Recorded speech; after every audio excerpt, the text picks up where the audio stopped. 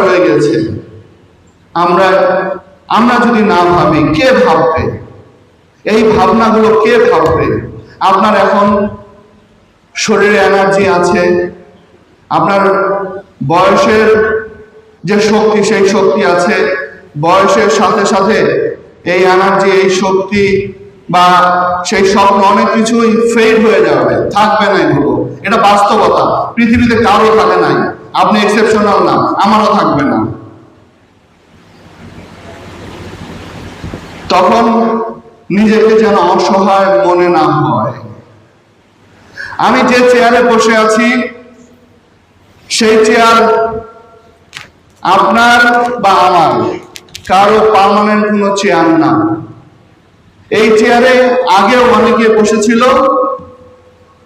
আগামী দিনেও এই চেয়ারে অনেকেই বসবে।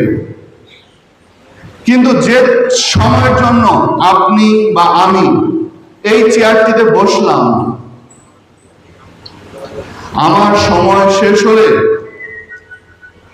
আমার মধ্যে কি আফসোস থাকবে যে আসলে আমি তো এই পরিবর্তনটা সমাজের জন্য করতে পারতাম? এই আফসোস যেন আমাদের না হয়। পৃথিবীতে অনেক কিছুই ফিরবে,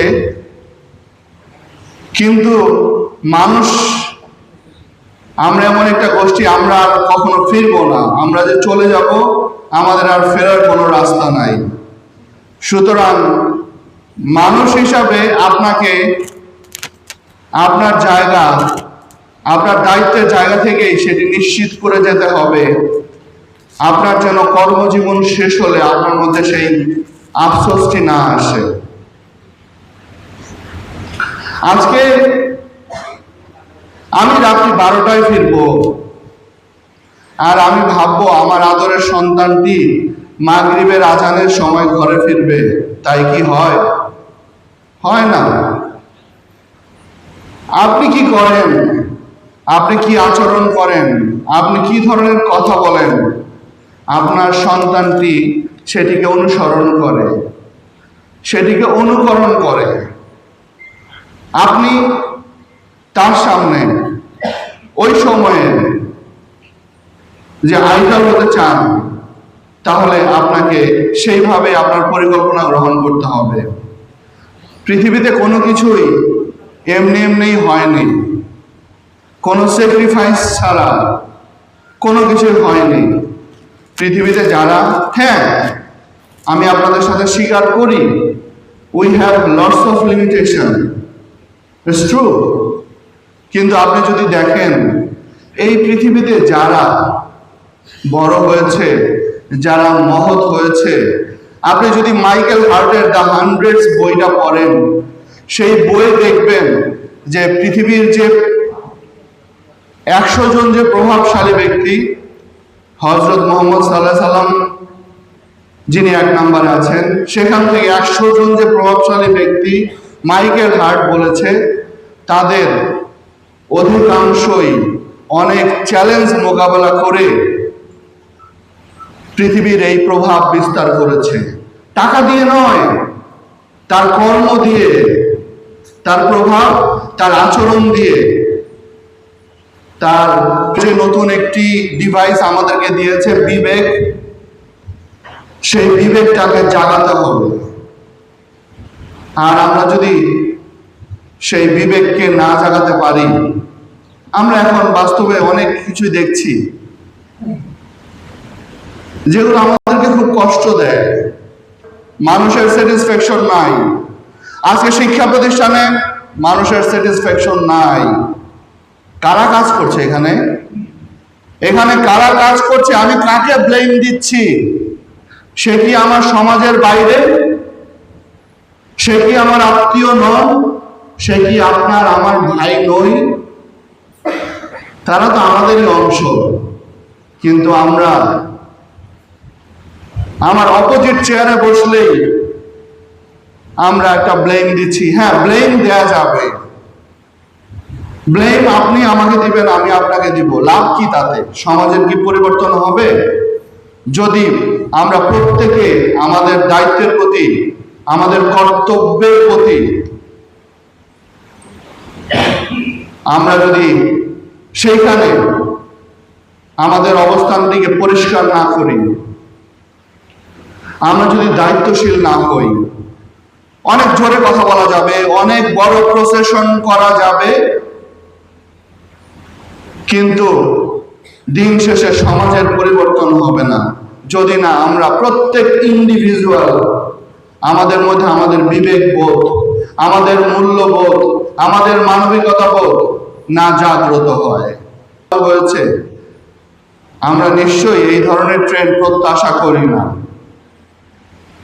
আজকে এখানে আপনারা যারা এসেছেন তাদের অনেক দায়িত্ব। আমরা যদি সত্যি স্কাউটিংকে বাস্তবায়ন করতে চাই, আমরা যদি সত্যি নতুন বাংলাদেশ গড়তে চাই, তাহলে আমাদেরকে আমাদের স্ব দায়িত্বের অবস্থান থেকে সর্বোচ্চটা দিতে হবে, উইথ অল আওয়ার লিমিটেশনস। কারণ এই দেশটা যে আমাদের, এই দেশটা আমার আগামী সন্তান, আমার ভবিষ্যৎ প্রজন্ম নিরাপদে থাকবে, এই দায়িত্ব যে আমার।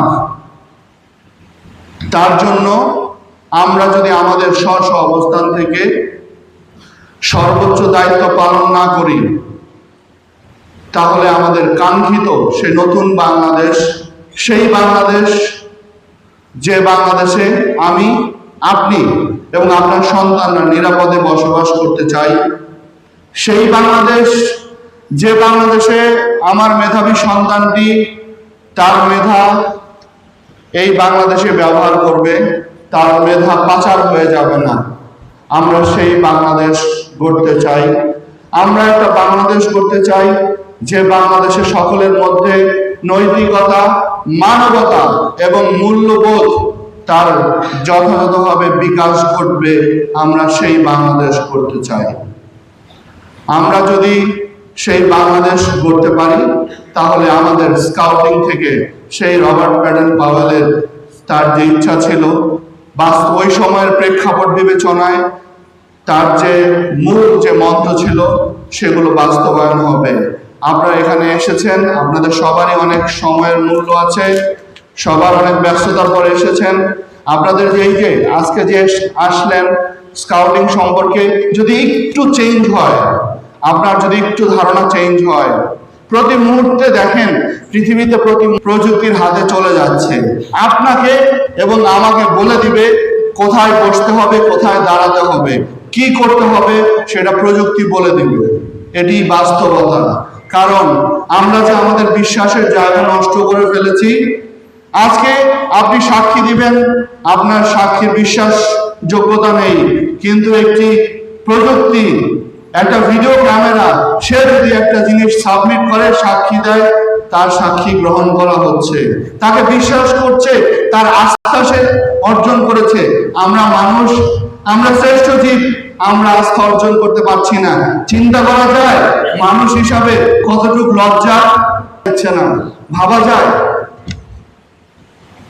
এবং আমরা যদি এভাবেই আমাদের অবস্থানগুলো দুর্বল করতে থাকি, খুব স্বল্প সময়ের মধ্যেই এই প্রযুক্তি আপনাকে এবং আমাকে, আমার ভবিষ্যৎ নির্ধারণ করে দেবে।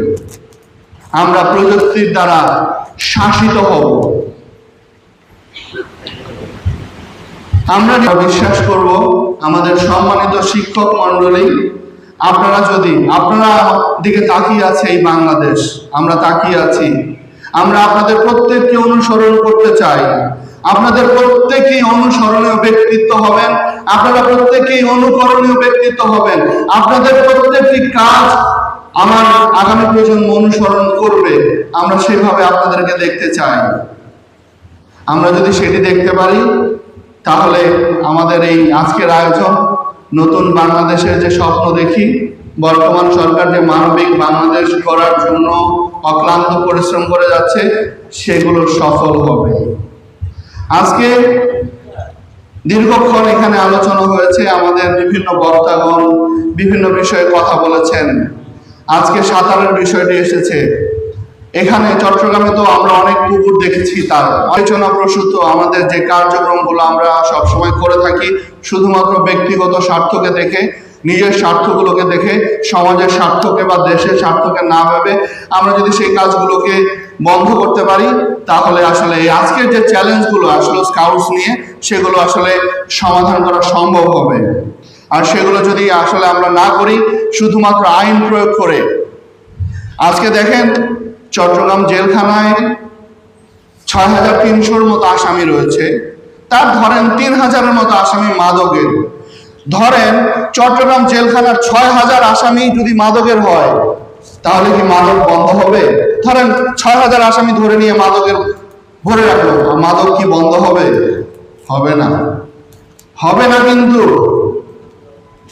যদি আমরা সামাজিকভাবে এর প্রতি প্রতিবাদ না করি, শুধু আমরা সকলেই দেশের নাগরিক হিসাবে আমার যথাযথ দায়িত্ব আমরা পালনের চেষ্টা করব।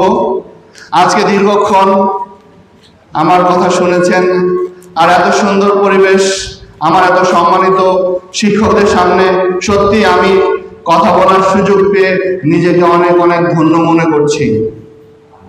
আমি আপনাদের সকলের